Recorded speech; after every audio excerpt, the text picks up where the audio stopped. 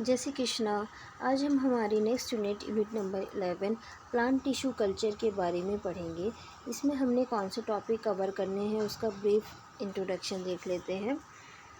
Equipment कौन सी requirement है PTC में, पीटीसी क्या होता है, प्लांट टिश्यू कल्चर क्या होता है, कौन से बेसिक स्टेप्स है, कौन से मीडिया यूज़ करने वाले हैं, मीडिया का कॉम्पोजिशन क्या होगा, कुछ इंपॉर्टेंट टर्म्स जैसे टोटिपोटेंसी, एम्ब्रियोजेनेसिस, ऑर्गेनोजेनेसिस और कुछ इंपॉर्टेंट मेथड्स जैसे प्रोटोप्लाज्म आइसोलेशन, कल्चर कैसे करेंगे और उसका फ्यूजन कैसे करने वाले हैं। ये सब हम आज इसके लेक्चर में पढ़ने वाले हैं। सो बेसिकली आपका जो पीटीसी है प्लांट टिश्यू कल्चर, उसमें हमने क्या परफॉर्म करना है, हमने प्लांट्स को रेस करना है इन विट्रो असेप्टिक कंडीशन में। इन विट्रो मतलब लैब कंडीशन में, असेप्टिक ऐसी कंडीशन जहाँ पर स्टेराइल कंडीशन मेंटेन हो, असेप्टिक कंडीशंस। और हम क्या किसकी हेल्प से करने वाले हैं, क्या करने वाले हैं, हम कल्चर करेंगे एक्सप्लांट्स को। एक्सप्लांट्स क्या होते हैं, पार्ट्स ऑफ डिफरेंशिएटेड टिश्यूज़। किस में करेंगे, एक न्यूट्रन मीडियम में करेंगे और लैब कंडीशंस में करेंगे। So in short we can term plant tissue culture as it is the process of raising plants under in vitro aseptic condition by using culturing explants parts of differentiated tissues in a neutral medium under conditions is termed as plant tissue culture. Cells, tissues, organs or whole plants is culture under in vitro conditions and ideal conditions हमें maintain करनी होती है। Idol conditions maintain करने का मतलब क्या है कि प्रॉपर सप्लाई हो न्यूट्रिएंट्स की, पीएच की, टेम्परेचर की और फेवरेबल एनवायरनमेंट उनकी ग्रोथ और मल्टीप्लिकेशन में। ये सब हमने यहाँ पर पीटीसी के अंदर यानी कि प्लांट टिश्यू कल्चर के अंदर पढ़ना है।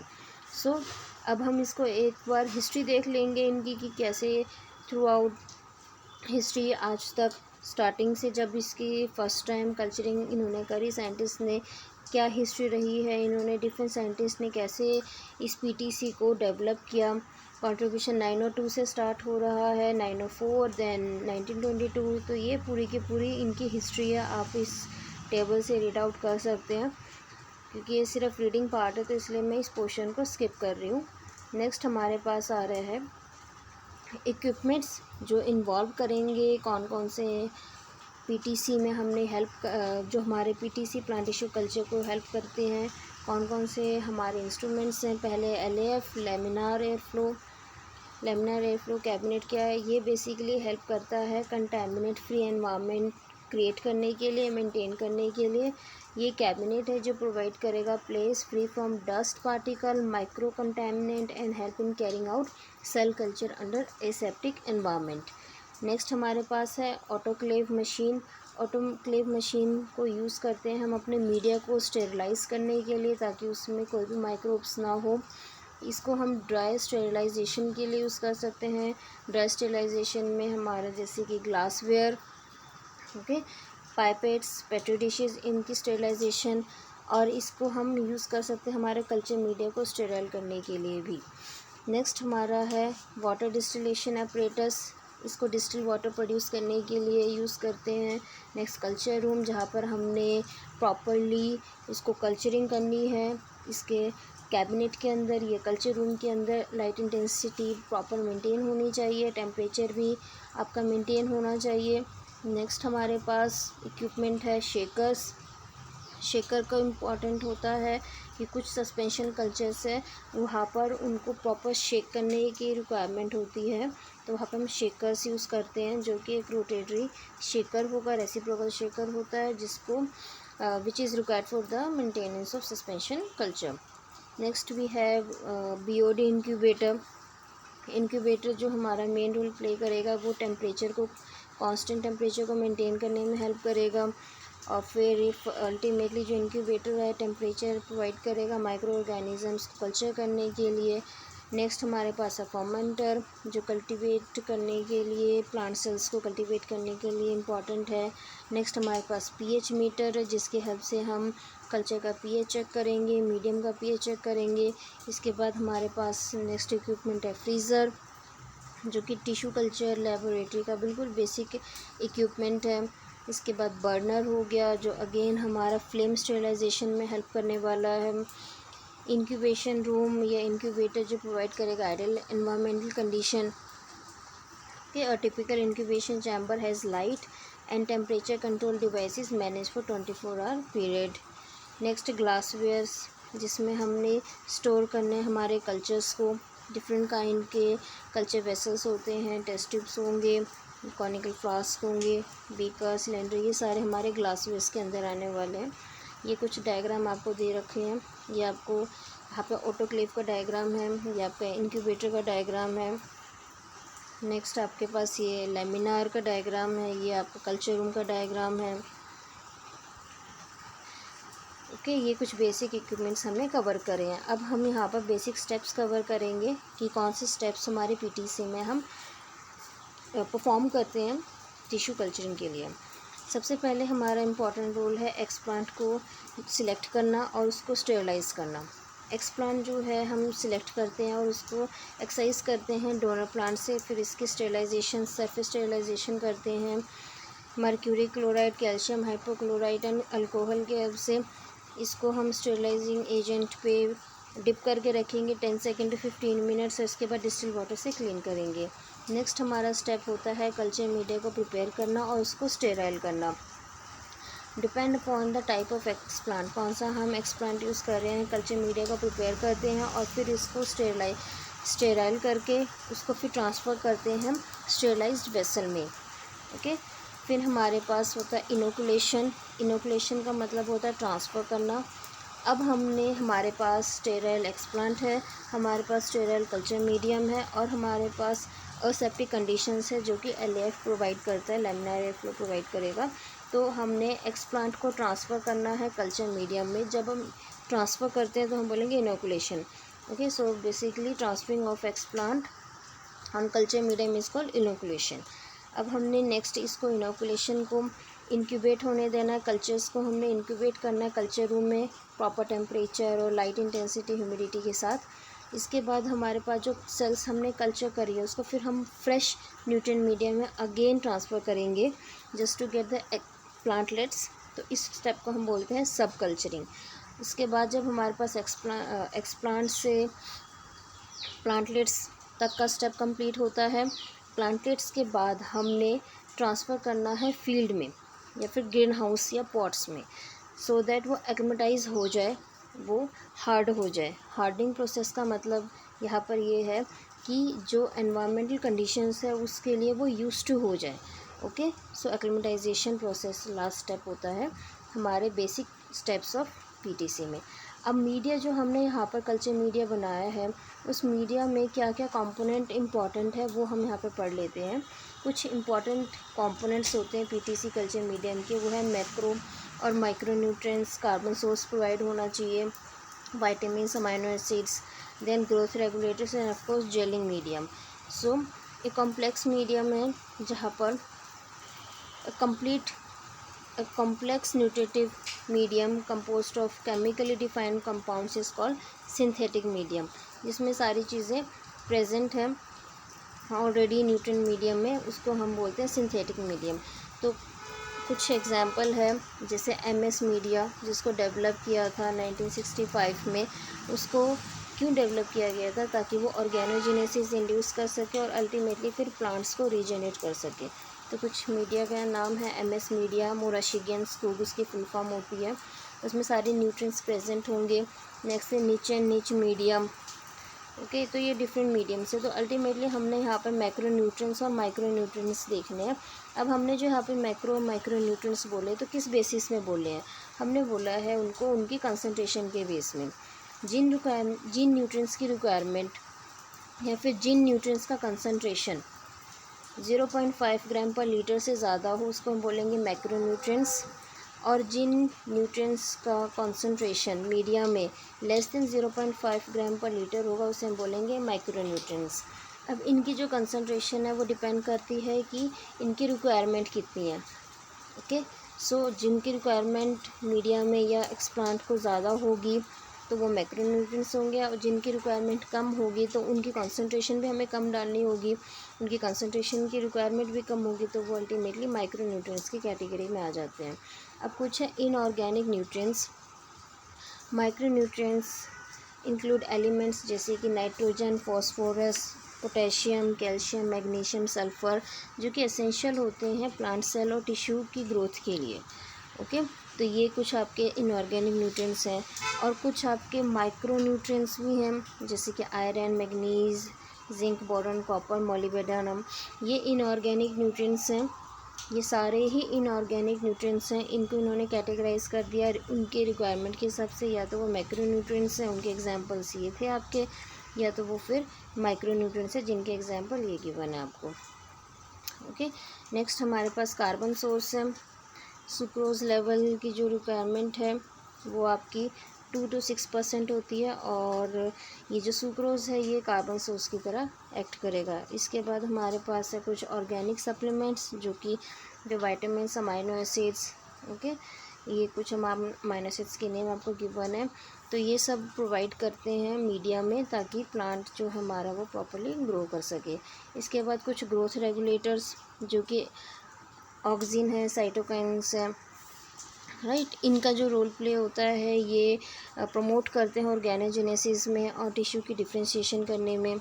तो ऑक्सिन एंड साइटोकाइन्स जो है वो आपके एज अ ग्रोथ रेगुलेटर हम मीडिया में पुट करते हैं। इसके बाद जेलिंग एजेंट जो कि सॉलिडिफाइंग एजेंट होगा, उसको हम कैसे प्रिपेयर करते हैं, इसको हम एगार मीडियम है उसकी हेल्प से आपको सॉलिडिफाइंग एजेंट और लाइक एक solid semi solid base provide करते हैं। आयरन सोर्स जैसे कि iron EDTA is also added to the media. Okay, और pH मीडिया जो है वो बहुत इंपॉर्टेंट है, उसको मेंटेन करके रखना होता है बिटवीन 5.4 to 5.8, तभी हम इसमें कल्चरिंग कर सकते हैं। सो यहाँ पर आपको जो टेबल 11.2 है इसमें डिफरेंट PTC मीडिया गिवन है। MS media, white media, B5 media, Nitsch media, Heller media, anti media, और उनके कौन कौन से कॉम्पोजिशन है, इनऑर्गेनिक कंपाउंड्स और उसमें क्या क्या कॉम्पोजिशन है वो सब यहाँ पे गिवन है। ये एग्ज़ाम पॉइंट ऑफ व्यू से इतना इम्पॉर्टेंट नहीं है ये टेबल, बाकी अगर आपने रीड करना है तो आप रीड कर सकते हैं।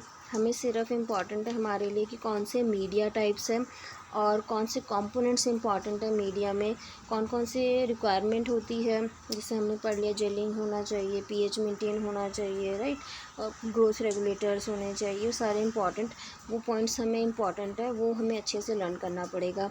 मैक्रो न्यूट्रिएंट्स क्या होते हैं, माइक्रो न्यूट्रिएंट्स क्या होते हैं, कुछ एग्जाम्पल आपको उनके भी याद करने पड़ेंगे। नेक्स्ट कुछ इंपॉर्टेंट टर्म्स जो हम PTC में यूज़ करते हैं उनका है यहाँ पर है जैसे टोटीपोटेंसी। अभी टोटीपोटेंसी क्या है? The potential of a plant cell to grow and develop into a whole new plant multicellular plant is described as a cellular totipotency. और ये किस पे डिपेंड करेगी? ये बेसिकली डिपेंड करती है inherent capacity of plant cells for differentiation, कि plants की क्या कैपेसिटी है डिफ्रेंशिएट होने के लिए, राइट, उसे हम बोलेंगे टोटीपोटेंसी। सो टोटीपोटेंसी में आपके पास द सेल अंडरगोज क्या क्या आता है देख लेते हैं। The cell undergoes dedifferentiation and redifferentiation. अब यहाँ पे मैं आपको एक बार ब्रीफ कर देती हूँ इसमें सारा कुछ होने क्या वाला है। सपोज़ आपके पास ये एक प्लांट है, ठीक है, ये एक मेच्योर्ड डिफ्रेंशिएटेड प्लांट है। डिफ्रेंशिएटेड का मतलब होता है कि उसके प्रॉपरली वो डिफ्रेंशिएटेड है, उसके पास रूट है, शूट है, branches and all complete matured plant, differentiated plant. हमने वहाँ से एक एक्स प्लांट एक्सट्रैक्ट किया, ये हमारे पास एक्स प्लांट है। अब इस एक्स प्लांट के पास एबिलिटी है डेवलप होने के लिए, या तो वो शूट में डेवलप होगा या वो रूट में डेवलप होगा, डिपेंड करेगा हमने ग्रोथ मीडिया कैसे प्रोवाइड किया है। तो एक्स प्लांट की फिर ऑर्गेनोजेनेसिस उस अकॉर्डिंगली होगी, राइट। तो जो एक्स प्लांट है, अब हमने डिफ्रेंशिएटेड प्लांट से एक्स प्लांट लिया और इस एक्स प्लांट ने फर्दर रूट एंड शूट में अपना आप को डिफ्रेंशिएट किया, तो हम इसको बोलेंगे डी डिफ्रेंशिएशन, ठीक है, डी डिफ्रेंशिएशन। अब इसके बाद फर्दर जो आपका होने वाला है वो होगा री डिफ्रेंशिएशन। तो यहाँ पर आपको याद रखना है डिफ्रेंशिएशन एंड री डिफ्रेंशिएशन। नेक्स्ट हमारे पास कुछ एप्लीकेशंस हैं सेलुलर पोटेंसी की, क्यों इम्पॉर्टेंट है आप याद रखेंगे। सेलुलर टोटीपोटेंसी का डेफिनेशन और उसकी एप्लीकेशन, ये एग्जाम पॉइंट ऑफ व्यू से बहुत इंपॉर्टेंट है।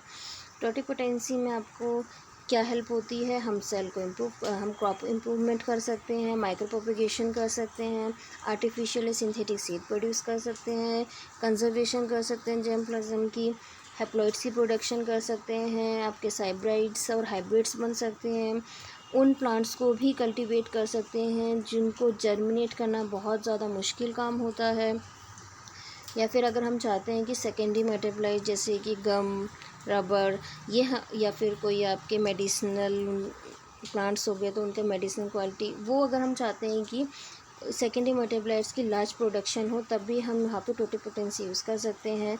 या अगर हम प्लांट्स की कुछ जेनेटिक लेवल मॉडिफिकेशन करना चाहते हैं तो वहाँ पे भी टोटिपोटेंसी बहुत इंपॉर्टेंट रोल प्ले करती है। Next, organogenesis. टोटिपोटेंसी बेटा आपका बेसिकली एक इनहेरेंट कैपेसिटी है जिसमें प्लांट जो है वो आपको डिफ्रेंशिएशन करेगा डिफरेंट पार्ट्स के अंदर, राइट। अब जो ऑर्गेनोजेनेसिस है, ऑर्गेनोजेनेसिस टोटिपोटेंसी के अंडर आता है, वो उसका पोटेंशियल है कि वो कैसे करेगा। ऑर्गेनोजेनेसिस एक प्रोसेस होता है जिसमें रूट और शूट की डेवलपमेंट होगी डायरेक्टली एक्सप्लांट से या फिर कैलस से। अब कैलस क्या होता है, ये आपका अनडिफ्रेंशिएटेड ग्रुप ऑफ सेल्स होते हैं, राइट। तो कंफ्यूज नहीं होना है, टोटिपोटेंसी पोटेंशियल है, एबिलिटी है, और ऑर्गेनोजेनेसिस एक स्टेप है, एक प्रोसेस है। So the development of organs like root, shoots and flowers direct from an explant और from callus is called organogenesis, ठीक है। या फिर हम बोल सकते हैं इट इज़ द डेवलपमेंट और regeneration of a complete organize structure, तो उसको हम बोलेंगे ऑर्गेनोजेनेसिस। सो ऑर्गेनोजेनेसिस क्यों होती है, क्योंकि कुछ जो हम मीडिया जो कल्चर मीडिया यूज़ करते हैं उसके अंदर सब्सटेंस प्रेजेंट होंगे, वो अल्टीमेटली स्टिमुलेट करेंगे प्लांट को, एक्सप्लांट को, ताकि वो ऑर्गन्स को दोबारा से जनरेट कर सके। ओके, किसने दिया था, इसने टोरे ने 1966 में हाइपोथेसिस को प्रपोज किया था। तो यहाँ पर हम इसके स्टेप्स पे जाते हैं डायरेक्टली कि कौन कौन से इसमें आपके मेन स्टेप्स हैं। जो ऑर्गेनोजेनेसिस के 2 मेन स्टेप्स हैं, एक है कोलोजेनेसिस और दूसरा है राइजोजेनेसिस। अब याद रखना, R stands for root, R for rhizo. So rhizogenesis basically क्या है, रूट फॉर्मेशन को इनिशिएट करना, initiation of root formation is termed as rhizogenesis, और शूट फॉर्मेशन को हम बोलते हैं कोलोजेनेसिस, ओके।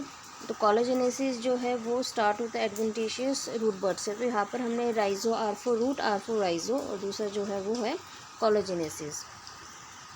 जो आपका राइजोजेनेसिस है वो कोलोजेनेसिस के बाद ही इंड्यूस होते हैं।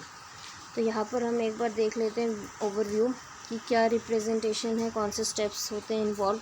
तो सपोज़ यहाँ पर हमने एक प्लांट लिया है, रूटेड ये प्लांटलेट है, इससे हमने एक्सप्लांट एक्सट्रैक्ट किया, हमारे पास एक्सप्लांट आ गया, हमने इसको मीडिया में इंट्रोड्यूस कर दिया, इनोकुलेट कर दिया।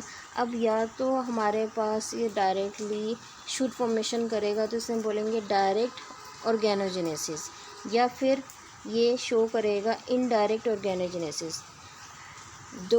इन दोनों में क्या डिफरेंस है, अगर ये एक्सप्लांट डायरेक्टली ऑर्गन फॉर्म करता है, शूट फॉर्म करता है, तो ये हो गया डायरेक्ट ऑर्गेनोजेनेसिस। अगर ये एक्सप्लांट पहले अनडिफरेंशिएटेड मास ऑफ सेल यानी कि कैलस फॉर्म करेगा और फिर ये कैलस शूट फॉर्मेशन करेगा, तो ये हो गया इनडायरेक्ट ऑर्गेनोजेनेसिस। इसके बाद शूट के बाद रूट फॉर्म होगा और फिर रूट प्लांट जो है फिर अल्टीमेटली हम इसको एक्लिमेटाइज कर सकते हैं, इसकी हार्डनिंग कर सकते हैं और हमारे पास ये प्रोसेस कंप्लीट हो जाएगा। नेक्स्ट हमारे पास जो टॉपिक है वह एम्ब्रियोजेनेसिस और एम्ब्रियोजेनिक डिफ्रेंशिएशन। अब हम जब यहाँ पर सोमेटिक सेल्स में एम्ब्रियो की हेल्प से रीजनरेट करते हैं प्लांट ऑर्गन्स को, तब हम बोलेंगे एम्ब्रियोजेनेसिस और एम्ब्रियोनिक डिफ्रेंशिएशन, ओके। तो इसको भी हम देख लेते हैं, इसका एक फ्लो चार्ट कैसे ये आपका परफॉर्म होने वाला है, सोमेटिक एम्ब्रियो डेवलपमेंट कैसे होगा, ओके। हमारे पास यहाँ से हम स्टार्ट करेंगे, हमने एक प्लांट लिया, प्लांट का हमने एक्सप्लांट लिया, इसको फिर हमने ग्रोथ मीडिया में इनोकुलेट किया, इनोकुलेट करने के बाद हमने इसकी कैलस फॉर्मेशन करवाई, कैलस फॉर्म हुआ। अब इस कैलस से फिर ये सस्पेंशन कल्चर में गया। ये जो सस्पेंशन कल्चर है, हमने वो जो इक्विपमेंट पढ़ा था शेकर, तो वहाँ पे हमने इसको उसका रोटेशन उसको रोटेशन में रखना है ताकि यहाँ पर आपका जो सस्पेंशन कल्चर है वो प्रॉपर्ली मिक्सिंग हो जाए। अब कैलिस को हमने सस्पेंशन कल्चर में इंट्रोड्यूस कर दिया। अब यहाँ यहाँ पर आपके सोमेटिक एम्ब्रियोज बनने स्टार्ट हो जाएंगे। अगर आप ये देख पाएंगे क्लियरली, छोटे छोटे से जो डॉट है जो सस्पेंशन कल्चर में तैर रहे हैं, तो ये आपके एम्ब्रियो डेवलपमेंट को इंड्यूस हो चुके हैं। अब ये सोमेटिक एम्ब्रियोज आपके बन चुके हैं। इसके बाद ये अपने फर्दर स्टेज पे जाएंगे। आपका ग्लोबुलर स्टेज हो गया, हार्ट स्टेज, टॉर्पेडो स्टेज, जो कि जेन्युइन आपके एम्ब्रियोज की फॉर्मेशन होती है। इसके बाद उन्होंने प्लांटलेट फॉर्म करना है और फिर हमारे पास अल्टीमेटली यहाँ पे प्लांट आ गया। तो ये आपके सोमेटिक एम्ब्रियो के स्टेप्स हैं। इसके बाद हमारे पास नेक्स्ट है, अच्छा यहाँ पर आपका एक इम्पॉर्टेंट लाइन है, the process of formation of somatic embryos. इसके 3 मेन स्टेप्स होते हैं, जिसमें है induction of embryogenesis, second step embryo development and ultimately embryo maturation. तो इंड्यूस करना फर्स्ट स्टेप इम्पॉर्टेंट है, सेकेंड स्टेप उसकी डेवलपमेंट करना और फिर इसके बाद एम्ब्रियो का मैच्योर होना। और ये कैसे इफ़ेक्ट होंगे, ये फिजियोलॉजिकल कंडीशन से इफ़ेक्ट होने वाले हैं। प्लांट के क्या फिजियोलॉजिकल कंडीशंस हैं उस पर डिपेंड करेगा, क्या जीनोटाइप है, इसका जेनेटिक स्ट्रक्चर क्या है, और हमने कौन सा एक्सप्लांट चूज़ किया है, कौन सा प्लांट पार्ट हमने चूज़ किया है एम्ब्रियो को डेवलप करने के लिए, वो भी इफ़ेक्ट करेगा। और इसके बाद हमारे पास एम्ब्रियोजेनेसिस, अगर हम बात करें ग्रोथ मीडियम में, तो ऑक्सिन जो है ग्रोथ रेगुलेटर, वो बहुत इंपॉर्टेंट रोल प्ले करेगा आपके एम्ब्रियोजेनेसिस के फर्स्ट स्टेप्स के लिए। इसकी क्या इंपॉर्टेंस है, क्यों हम ये एम्ब्रियो फॉर्म कर रहे हैं? ये वैल्यूबल सोर्स है for the large scale propagation of germplasm resources and the process of somatic embryogenesis does not involve the step of fertilisation. इसलिए हमारे पास लार्ज स्केल प्रोपगेशन होगी प्लांट्स की, सेम प्लांट्स की। सो ये cryo storage में भी एक इम्पॉर्टेंट रोल प्ले करता है। तो in short germ plasm resource के लिए, लार्ज स्केल प्रोडक्शन के लिए, क्रायो स्टोरेज के लिए, एम्ब्रियो के क्रायो स्टोरेज के लिए और जर्म प्लाज्म के लिए, ये आपके इंपॉर्टेंट है। नेक्स्ट हम पढ़ेंगे प्रोटोप्लास्ट कल्चर। इससे पहले हमने ये पढ़ना है कि प्रोटोप्लास्ट क्या होता है। A plasma membrane bound vesicle formed as a result of removal of cell wall is called protoplast. Okay, so अगर हम सेल मेम्ब्रेन बाउंड वेसिकल कैसे फॉर्म करेंगे, प्रोटोप्लास्ट को कैसे एक्सट्रैक्ट कर सकते हैं।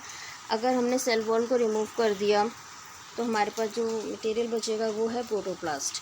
अब हम प्रोटोप्लास्ट कल्चर में करने के वाले इन विट्रो फ्यूजन करेंगे प्रोटोप्लास्ट की, जो derived either from a somatic cell of the same plant और from the two genetically different plant is called somatic hybridization. Somatic hybridization में क्या होने वाला है, हम प्लांट प्रोटोप्लास्ट को फ्यूज़ करेंगे, दो डिफरेंट, या तो वो ए यानी कि या तो वो सेम प्लांट के होंगे उनका फ्यूजन, तभी आपको सोमेटिक हाइब्रिडाइजेशन बोलेंगे, या फिर वो डिफरेंट हो ए एंड बी, तभी फ्यूजन करेंगे तो सोमेटिक हाइब्रिडाइजेशन होगा। या तो जेनेटिकली डिफरेंट होंगे या दोनों के दोनों आपके सेम होने वाले हैं। फिर अब हम इसके स्टेप्स देख लेंगे कि इसमें हमने करना क्या है। हमारे पास ये स्टेप है, फ्लो चार्ट देख लेते हैं। इसमें ये आपका यहाँ से स्टार्ट करते हैं। हमने ये प्लांट सेल लिया, प्लांट सेल हमने सेल वॉल को डिग्रेड करने के लिए सेलुलेज और पैक्टिनेज दो डिफरेंट एंजाइम लिए। हमारे पास प्रोटोप्लास्ट आ गया। प्रोटोप्लास्ट को हमने फिर फ्यूज़ करना है, वो डायरेक्टली फ्यूज़ नहीं होते, हमें उनको फ्यूज़ कराने के लिए उनको इंड्यूस करना पड़ेगा, और उसके लिए हम यूज़ करेंगे PEG मतलब पॉलीइथाइलिन ग्लाइकोल।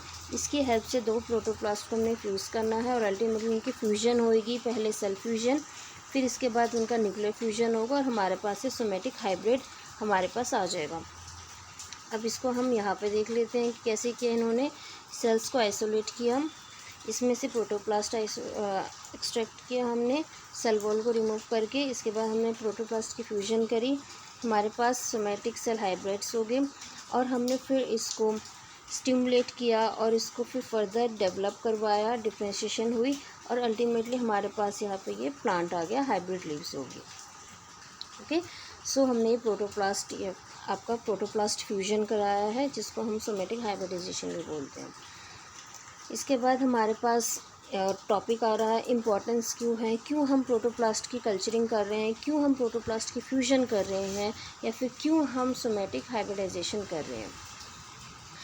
फर्स्ट पॉइंट है इम्प्रूव करने के लिए डिफरेंट प्लांट स्पीशीज़ को और वेराइटीज़ को, सो दैट उनको हम बेस्ट कल्चर कर सके। ओके, नेक्स्ट हमारे पास है सेक्सुअली इनकम्पैटिबल स्पीशीज़ को डेवलप करने में होगा इसका helpful, so that it proves the best method with the potential of overcoming the sexual incompatibility barrier between the plants.